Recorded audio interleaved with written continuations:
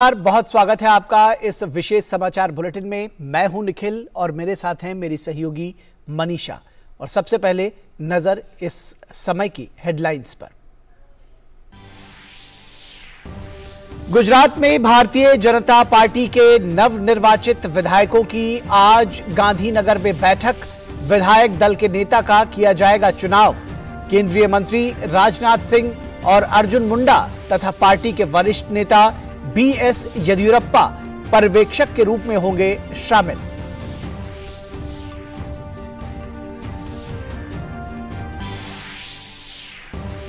हिमाचल प्रदेश में कांग्रेस के नवनिर्वाचित 40 विधायकों ने प्रस्ताव पारित कर राज्य का अगला मुख्यमंत्री चुनने के लिए कांग्रेस हाईकमान को किया अधिकृत।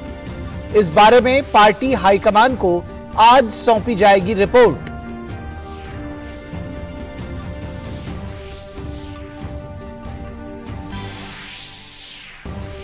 पीएम मोदी ने भारत की G20 अध्यक्षता से संबंधित पहलुओं पर राज्यपालों, मुख्यमंत्रियों और केंद्र शासित प्रदेशों के उपराज्यपालों के साथ की वर्चुअल चर्चा। विभिन्न G20 आयोजनों में राज्यों, केंद्र शासित प्रदेशों से मांगा सहयोग। कहा, G20 की अध्यक्षता देश की ताकत प्रदर्शित करने का अवसर। अंतर्राष्ट्रीय मानवाधिकार दिवस आज। राष्ट्रपति राष्ट्रीय मानवाधिकार आयोग द्वारा आयोजित एक कार्यक्रम को करेंगी संबोधित। इस साल मानवाधिकार दिवस की थीम है सभी के लिए प्रतिष्ठा, स्वतंत्रता और न्याय।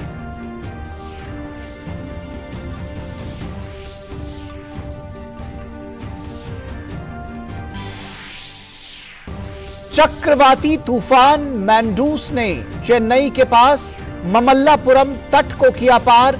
तूफान कमजोर होकर उत्तर पश्चिम दिशा की ओर बढ़ा।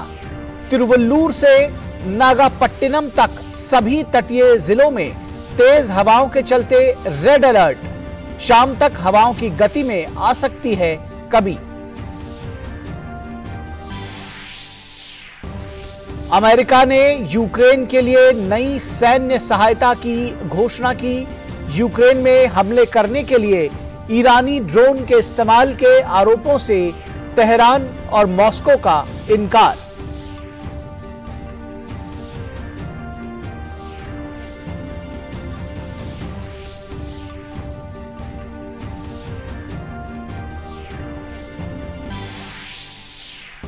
और फुटबॉल विश्व कप में 5 बार के विश्व चैंपियन ब्राजील क्वार्टर फाइनल में क्रोएशिया के हाथों पेनल्टी शूटआउट में हारकर हुई प्रतियोगिता से बाहर।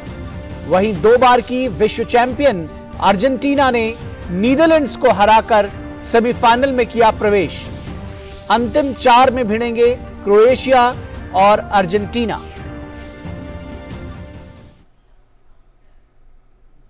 और आइए खबरों को अब विस्तार से देखते हैं। गुजरात में भारतीय जनता पार्टी के नवनिर्वाचित विधायकों की आज गांधीनगर में पार्टी के राज्य मुख्यालय कमलम में बैठक होगी। इस बैठक में विधायक दल के नेता का चुनाव किया जाएगा। केंद्रीय मंत्री राजनाथ सिंह और अर्जुन मुंडा तथा पार्टी के वरिष्ठ नेता बीएस येदियुरप्पा पर्यवेक्षक के रूप में बैठक में शामिल होंगे। पार्टी के सभी नवनिर्वाचित विधायक बैठक में हिस्सा लेने के लिए अहमदाबाद पहले ही पहुंच चुके हैं। गुजरात विधानसभा की 182 सीटों में भारतीय जनता पार्टी को 156 सीटें मिली हैं। कांग्रेस ने 17 और आम आदमी पार्टी को 5 सीटों पर जीत हासिल हुई है। शपथ ग्रहण समारोह सोमवार को गांधीनगर में होगा। प्रधानमंत्री नरेंद्र मोदी, गृह मंत्री अमित शाह और एनडीए शासित राज्यों के मुख्यमंत्री इस समारोह में हिस्सा लेंगे। हिमाचल प्रदेश में कांग्रेस के नवनिर्वाचित 40 विधायकों ने एक प्रस्ताव पारित किया है और राज्य का अगला मुख्यमंत्री चुनने के लिए कांग्रेस हाईकमान को अधिकृत किया है। अखिल भारतीय कांग्रेस कमेटी के राज्य प्रभारी राजीव शुक्ला ने कहा है कि विधायक दल की कल शिमला में बैठक हुई, जिसमें अगले मुख्यमंत्री की नियुक्ति पर विचार विमर्श हुआ। उन्होंने कहा कि कांग्रेस के सभी विधायकों ने सर्वसम्मति से प्रस्ताव पारित किया कि मुख्यमंत्री चुनने का फैसला हाईकमान पर छोड़ दिया जाए। इस बारे में एक रिपोर्ट आज पार्टी हाईकमान को सौंपी जाएगी। कांग्रेस के सभी विधायकों ने इस बैठक में हिस्सा लिया।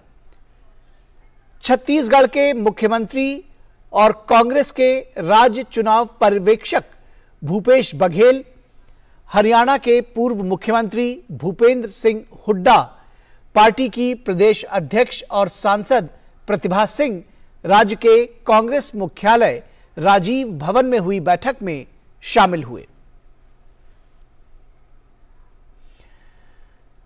प्रधानमंत्री नरेंद्र मोदी ने देश की G20 अध्यक्षता से संबंधित पहलुओं पर चर्चा करने के लिए राज्यों के राज्यपालों और मुख्यमंत्रियों तथा केंद्र शासित प्रदेशों के उपराज्यपालों के साथ एक वीडियो बैठक की अध्यक्षता की। प्रधानमंत्री ने कहा कि भारत की G20 अध्यक्षता पूरे देश की है और यह देश की ताकत दिखाने का एक अनूठा अवसर है।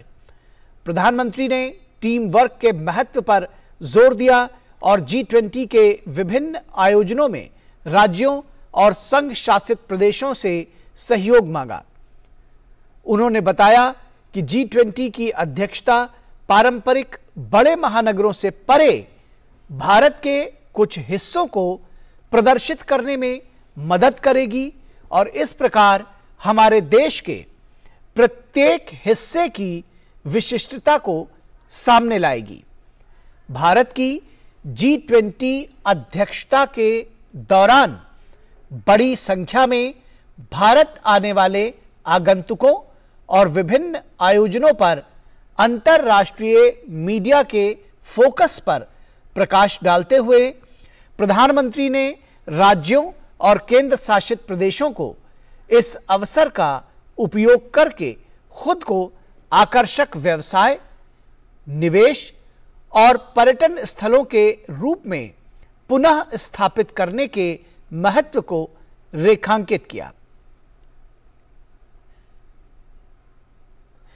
प्रधानमंत्री नरेंद्र मोदी रविवार को महाराष्ट्र और गोवा का दौरा करेंगे। पीएम मोदी महाराष्ट्र में 75,000 करोड़ रुपए की परियोजनाओं की आधारशिला रखेंगे और राष्ट्र को समर्पित करेंगे। प्रधानमंत्री नागपुर और शिरडी को जोड़ने वाले समृद्ध महामार्ग के पहले चरण का उद्घाटन करेंगे। समृद्धि महामार्ग या Nagpur Mumbai super communication expressway देश भर में बेहतर कनेक्टिविटी और बुनियादी ढांचे के पीएम के दृष्टिकोण को साकार करने की दिशा में एक बड़ा कदम है।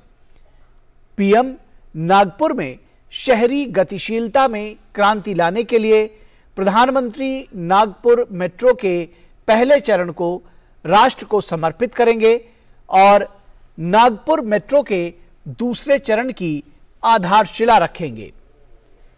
पीएम एम्स नागपुर राष्ट्र को समर्पित करेंगे। इसकी आधारशिला भी प्रधानमंत्री ने जुलाई 2017 में रखी थी। प्रधानमंत्री नागपुर और बिलासपुर को जोड़ने वाली वंदे भारत एक्सप्रेस को हरी झंडी दिखाएंगे। प्रधानमंत्री नागपुर रेलवे स्टेशन और अजनी रेलवे स्टेशन के पुनर्विकास की आधारशिला रखेंगे। पीएम मोदी गोवा में मोपा अंतर्राष्ट्रीय हवाई अड्डे का उद्घाटन करेंगे। हवाई अड्डा पर्यटन को बढ़ावा देगा और क्षेत्र के सामाजिक आर्थिक विकास को गति देगा। प्रधानमंत्री 9वीं विश्व आयुर्वेद कांग्रेस के समापन समारोह को संबोधित करेंगे और 3 राष्ट्रीय आयुष संस्थानों का भी उद्घाटन करेंगे। आज अंतर्राष्ट्रीय मानवाधिकार दिवस है। इस अवसर पर राष्ट्रपति द्रौपदी मुर्मू राष्ट्रीय मानवाधिकार आयोग द्वारा दिल्ली स्थित विज्ञान भवन में आयोजित कार्यक्रम में मुख्य अतिथि के तौर पर शामिल होंगी। इस दौरान राष्ट्रपति कार्यक्रम को संबोधित भी करेंगी। अंतर्राष्ट्रीय मानवाधिकार दिवस मानवाधिकारों की सार्वभौमिक घोषणा के उपलक्ष्य में हर वर्ष 10 दिसंबर को मनाया जाता है। संयुक्त राष्ट्र महासभा ने 1948 में इस घोषणा को विश्व में मानवाधिकारों की रक्षा के लिए मानक उपाय के रूप में स्वीकार किया था। इसके तहत मानव गरिमा, समानता तथा अपरिहार्य अधिकारों को विश्व में न्याय, स्वतंत्रता और शांति की बुनियाद के रूप में स्वीकार किया गया है। इस साल मानवाधिकार दिवस की थीम है सभी के लिए प्रतिष्ठा, स्वतंत्रता और न्याय। और आइए अब देखते हैं डीडी प्रीमियर्स।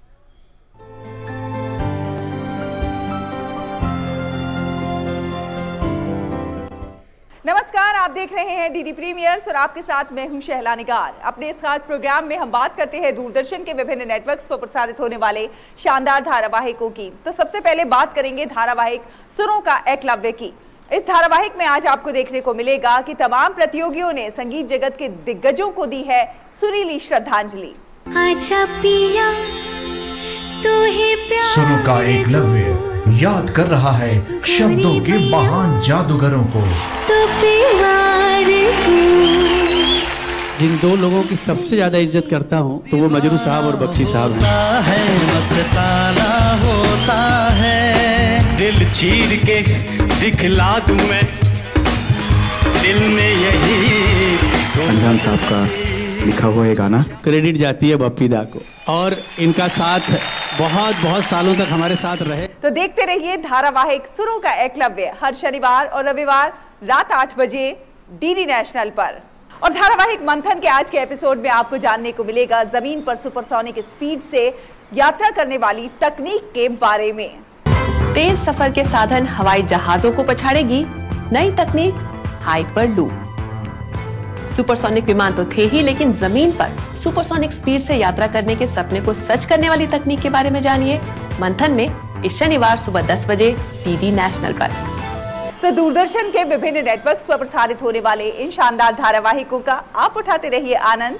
हमें दीजिए अनुमति। नमस्कार।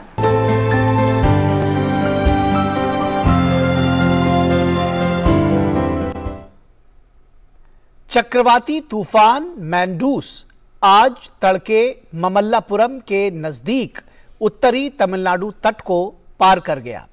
यह तूफान कल आधी रात आया था, लेकिन अब थम गया है। इसके पश्चिम उत्तर पश्चिम दिशा की ओर बढ़ने और अगले 2 घंटे में धीरे धीरे कमजोर होकर गहरे दबाव में बदलने और दोपहर तक दबाव में बदलने की संभावना है। मौसम विभाग ने आशंका व्यक्त की है कि इसके प्रभाव से उत्तरी तमिलनाडु और दक्षिणी आंध्र प्रदेश में कुछ एक स्थानों पर हल्की से सामान्य वर्षा हो सकती है। 2 बार की फुटबॉल विश्व कप का खिताब जीतने वाली अर्जेंटीना की टीम कतर में चल रहे फुटबॉल विश्व कप के सेमीफाइनल में पहुंच गई है। टीम ने शुक्रवार देर रात खेले गए मुकाबले में नीदरलैंड्स की टीम को पेनल्टी शूटआउट में जाकर 4-3 से शिकस्त दी। अर्जेंटीना की टीम अब सेमीफाइनल में ब्राजील को हराने वाले क्रोएशिया से भिड़ेगी। मैच में हुएल मोरिना ने अर्जेंटीना को 35वें मिनट में 1-0 की बढ़त दिला दी।